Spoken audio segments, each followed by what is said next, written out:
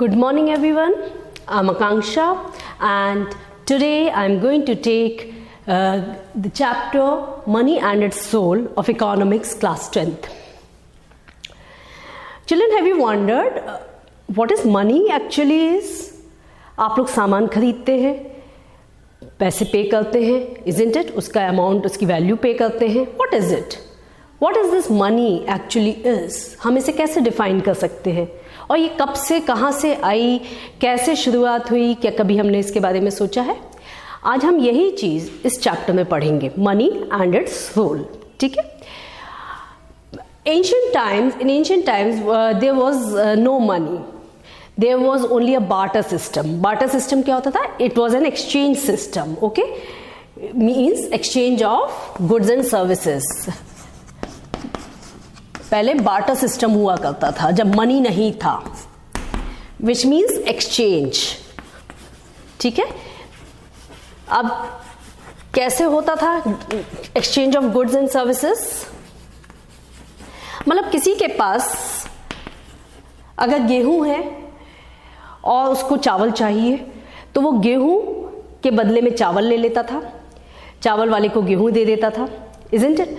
तो इस तरह से हुआ करता था, सामान के बदले में सामान एक्सचेंज हुआ करता था. जिसने जो उगाया, जो जिसकी खेती है उस खेती पे जो उगा उस हिसाब से उसने एक्सचेंज कर लिया जो उसकी ज़रूरतें हुआ करती थी. ठीक है. तो इसको कहा जाता था बार्टर सिस्टम. लेकिन धीरे धीरे लगा कि नहीं, बार्टर सिस्टम के बहुत डीमेरिट्स हैं या डिसएडवांटेजेस हैं, या जो एक वैल्यू की कमी हुआ करती थी कि भाई अगर किसी को कपड़े चाहिए या किसी को अगर अनाज के बदले में, या फिर उसके पास अनाज है, एक पर्सन के पास अनाज है, दूसरे के पास मिल्क है या घी है, तो किस क्वांटिटी में एक दूसरे से चीज़ें एक्सचेंज की जाए.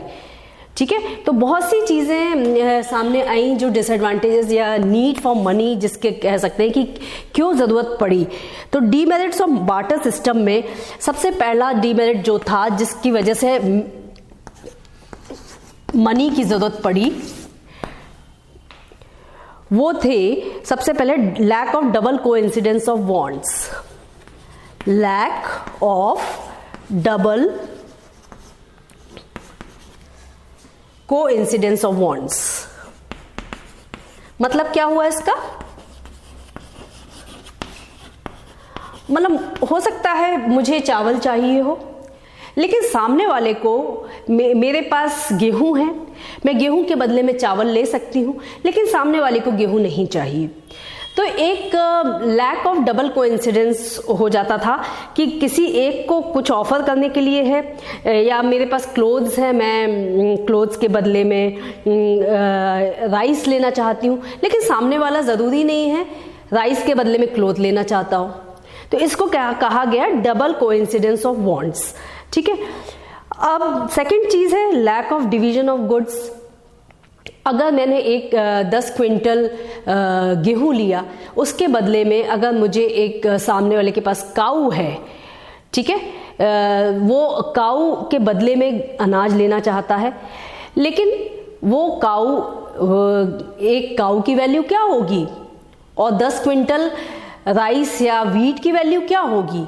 क्या वो इक्वल होगा? या कोई अगर एक इस तरह का आइटम है उसके पास, तो या कोई जानवर है जिसके बदले में वो अनाज को एक्सचेंज कर सकता है, तो कितनी वैल्यू उसकी होगी? क्या वो आधा, अगर कम अनाज है तो कम अनाज के बदले में क्या वो जानवर को काटेगा? नहीं, isn't it? तो वो किस तरीके से किया जाए ये भी नहीं समझ में आया. तो lack of division of goods भी एक प्रॉब्लम आई. Lack of division of goods, किसी के पास कुछ चीज ज्यादा है, किसी के पास कुछ चीज कम हुआ करती थी, तो किस रेशियो में एक दूसरे से एक्सचेंज किया जाए ये प्रॉब्लम आई. ठीक है. एंड थर्ड प्रॉब्लम स्टोरेज की प्रॉब्लम आई कि भाई आपने अनाज ले लिया, अब उसको स्टोर, ज़्यादा अनाज के बदले में एक अनाज दूसरे अनाज के बदले में एक्सचेंज तो कर लिया, लेकिन उसको स्टोर कहाँ करें? तो प्रॉब्लम ऑफ स्टोरेज आने लगा. Storing goods. ठीक है. अब सब्जियां हैं, सब्जी के बदले में अगर किसी ने अनाज ले लिया तो अनाज वाला तो स्टोर कर लेगा, लेकिन सब्जी वाला कैसे स्टोर करेगा और कहाँ करेगा? उस टाइम इतना टेक्निकल एडवांसमेंट नहीं था, रेफ्रिजरेटर्स भी नहीं हुआ करते थे, तो ये सब दिक्कतें आने लगी। ठीक है। And good loses its original quality, क्योंकि अगर आपने स्टोर करके भी रख लिया तो उसकी ओरिजिनल क्वालिटी की वैल्यू जो है वो खत्म होने लगी थी। ओके। इन्हीं सब कारणों से मनी एक ऐसे सिस्टम की जरूरत पड़ी जिसमें what was needed was a common value system, a common medium of exchange. Okay. Money, ये सब कारणों की वजह से जो डीमेरिट्स ऑफ बार्टर सिस्टम ने ही मनी को जन्म दिया। Okay. And we can define money. What is a money? How can you define money? Money means can be defined as something which is generally accepted by society as a medium of exchange. इसको simple words में कह सकते हैं, money is medium of exchange. ठीक है, medium of exchange है। हमें इसमें गुड्स के बदले में गुड्स नहीं एक्सचेंज करना पड़ता है, हमें मनी के बदले में मनी देके वो चीज लेनी पड़ती है। Okay. And which can act as a unit of account. तो जो डीमेरिट्स बार्टर सिस्टम के थे वही फंक्शंस बन गए, फंक्शंस ऑफ मनी आप कह सकते हैं, फंक्शंस ऑफ मनी।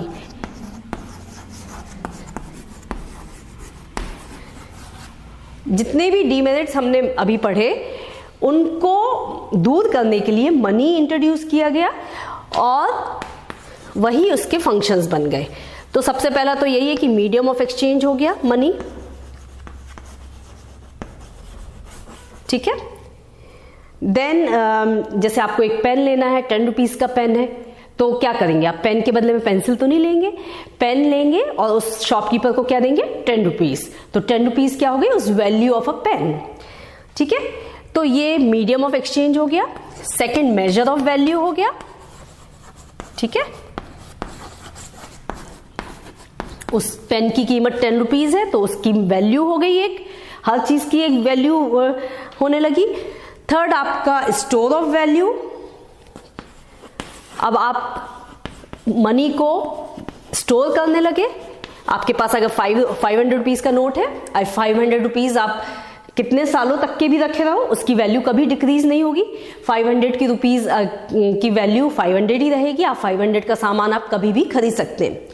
लेकिन अगर आप सब्जियां लेके रखते हैं तो उस सब्जी की वैल्यू 5 दिन चलेगा, 10 दिन चलेगी, उसके बाद वो खराब हो जाएगी, उसकी कोई वैल्यू नहीं रह जाएगी मार्केट में। ठीक है।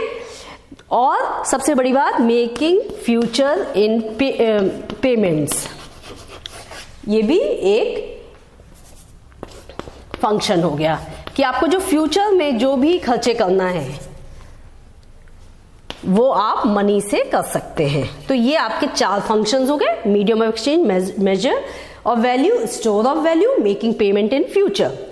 ठीक है। अब नेक्स्ट टॉपिक जो इस चैप्टर का है और लास्ट टॉपिक है वो है टाइप्स ऑफ मनी। अब हम लोग मनी कहाँ कहाँ देखते हैं, किस टाइप में देखते हैं, मनी के फॉर्म्स कैसे देखते हैं, बताइए। सबसे पहले आप मनी को देखते हैं करेंसी के फॉर्म में, इजंट इट। हम लोग सबसे पहले क्या, रुपीज एंड पैसे जो होते हैं दैट इज अ करेंसी। और सब जगह की अलग अलग करेंसी है, या आप लोगों को मालूम होना चाहिए किस कंट्री की क्या करेंसी है। तो आप ये कह सकते हैं टाइप्स ऑफ मनी में करेंसी, और इसमें पेपर करेंसी भी हो सकती है। ठीक है। पेपर करेंसी एंड कॉइन, सबसे मेन जो होता है वो पेपर करेंसी एंड कॉइन्स के फॉर्म में मनी आई सबसे पहले, isn't it? Now you have not only the paper currency but you also have plastic currency also now. Plastic money कहलाने लगा जो debit card and credit card के form में है, isn't it? Debit card, credit cards, ये भी एक form हो गया, टाइप हो गया मनी का, एक्सेट्रा। ठीक है। ये हो गया टाइप्स। अब आपको मालूम होना चाहिए कि कौन सी करेंसी कहाँ चलती है, खासकर मेन जो कंट्रीज है, इंडिया की रुपीज़ है, यूएस की डॉलर है, देन यूरोपियन कंट्रीज़ का जो यूरो होता है, isn't it, and United kingdom का पाउंड होता है, एंड जापान का येन होता है। Okay, so this is all in this chapter. It is very easy. Just what you have to prepare is 2-3 questions. What are the demerits of barter system? What was the need for money? What are the types of money? And what are the functions of money? Please note it down in your registers. And I hope this chapter is clear to all of you. Thank you so much.